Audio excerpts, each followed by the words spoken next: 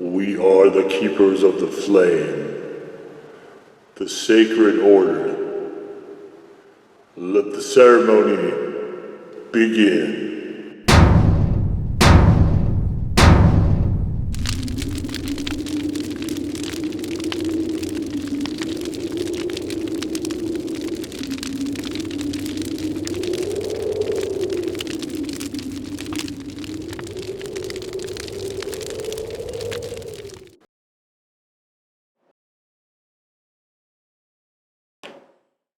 And today, faithful acolytes, we take a look at this.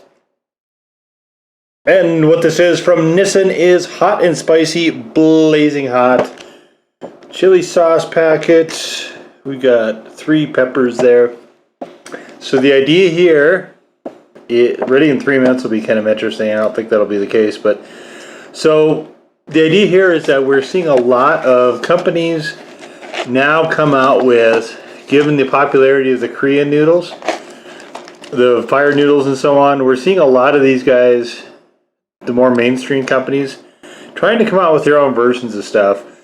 Maruchan has had some, which have been on this channel.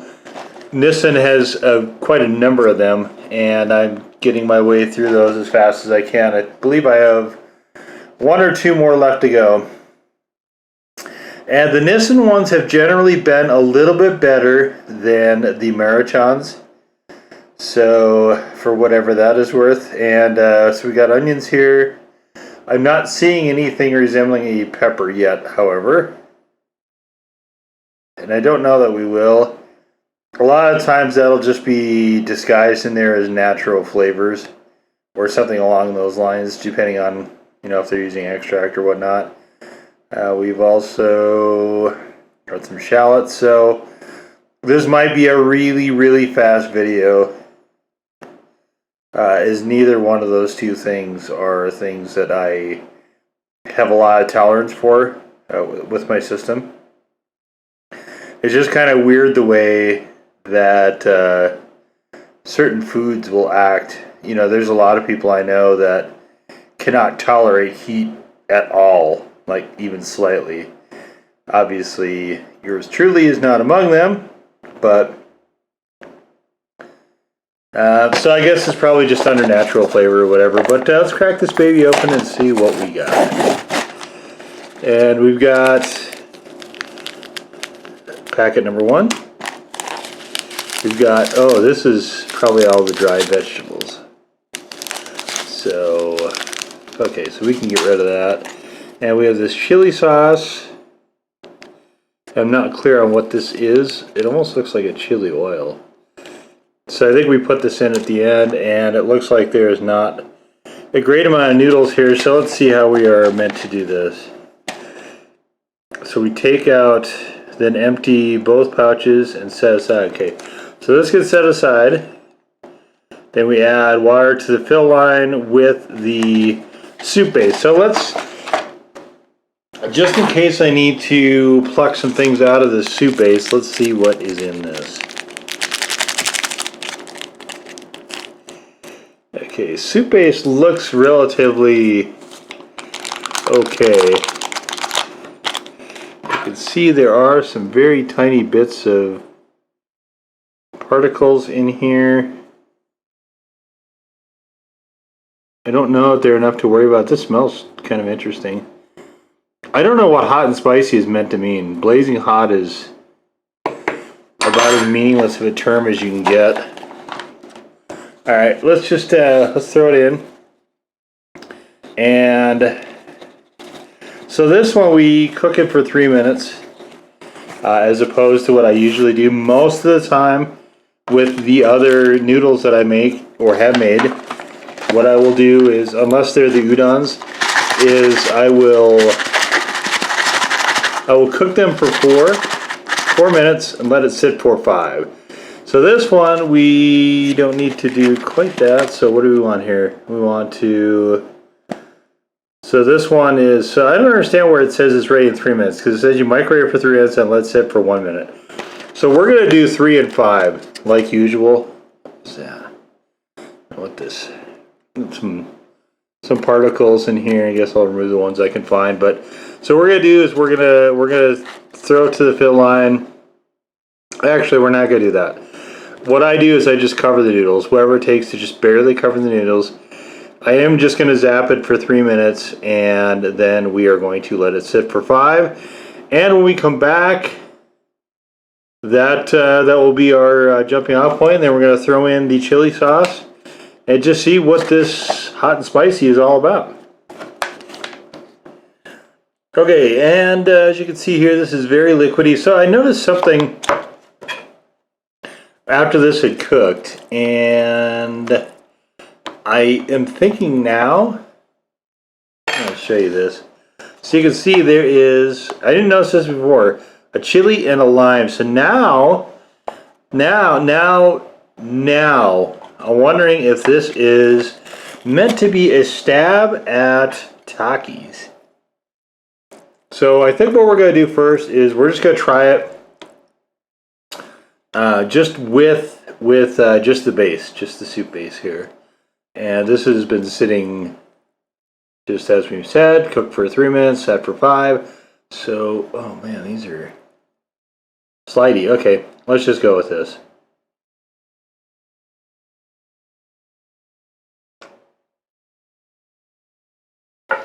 So, I got this dust all over everything here. It's weird. There is a little spark here. I'm not getting a lot of flavor though. Flavor here is really moderate. It tastes like a vaguely, sort of a vaguely hot thing.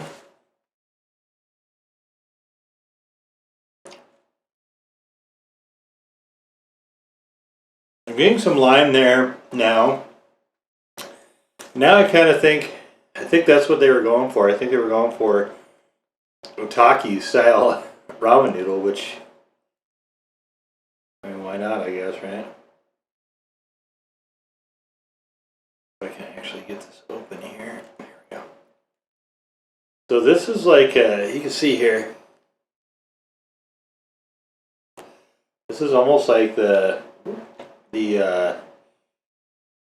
you go to an Asian restaurant and they have that jar of like the chili oil with chilies in it. That's kind of what this is. Let me see what it tastes like. It's kind of what it tastes like actually too.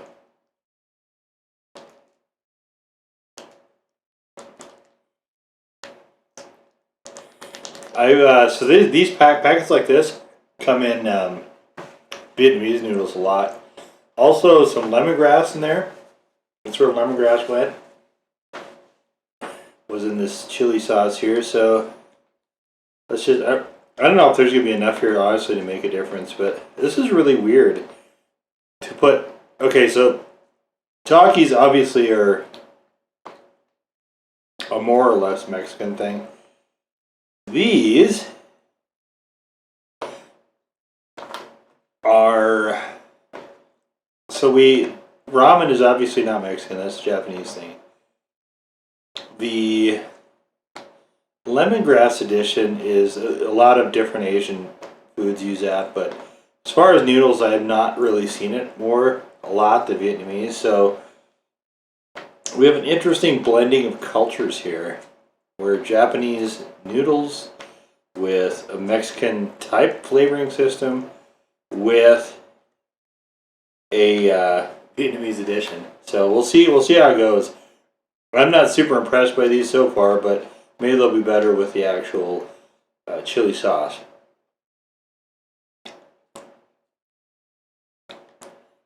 Well, that brightened it up a lot, as lemongrass will tend to do. It's just the right amount of lemongrass too, just enough to brighten it, but not enough to be overpowering.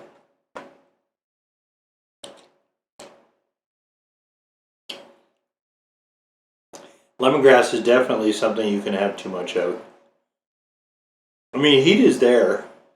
I wouldn't say it's blazing hot. I wouldn't say it's 3 chilies. At this point, I'm calling this a default 1.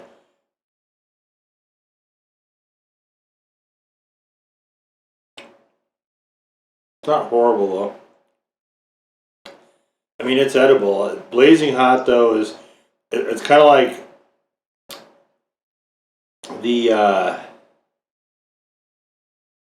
flamin' hots, right? Flamin' hot is not really hot either.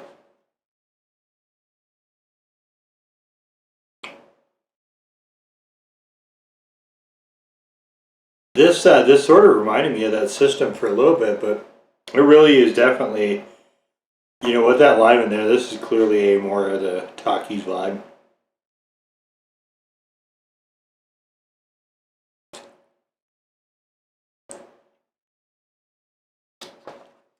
But I'll tell you this, these things are considerably better adding in that bit of lemongrass. That improves this ramen dish measurably. I wouldn't get it again. I'm never going to eat this again. But, you know, for this,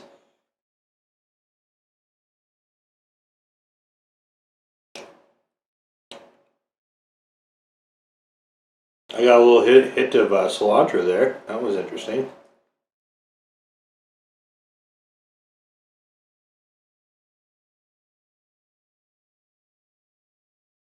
I think cilantro we think of primarily in a Mexican or, you know, Latin American vibe. But there are certainly no shortage of Asian dishes that use it as well. It's a very versatile element.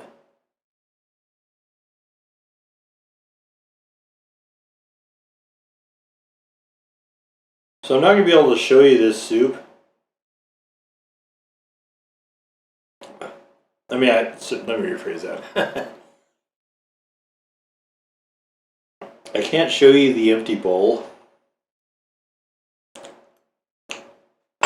Here's one of the things I don't like. This is all soup that's in there. And I can't tip it much more forward than this or it'll spill. But so if you're going to get this and you're like me and you don't like a lot of soup, we're just going to soak up that soup right here. If you don't like a lot of soup, the better thing to do, well, actually I think we want that label. Let's resurrect our label. The better thing to do here is to definitely actually fill it under the noodles, because these noodles do not, the quick cook noodles never do, but they don't absorb a whole ton of water, and this is way more soup. I don't ever drink the soup. That's why I try to minimize how much water is actually in one of these. But if you do decide to get these and you don't like a lot of the soup like me, definitely you're going to want to underfill it. You're going to want to probably put it right below the level of the top of the noodles, and then I think you should be okay. I filled it so it was just barely over like I normally do, and you can see I had a swimming pool at the end of it. So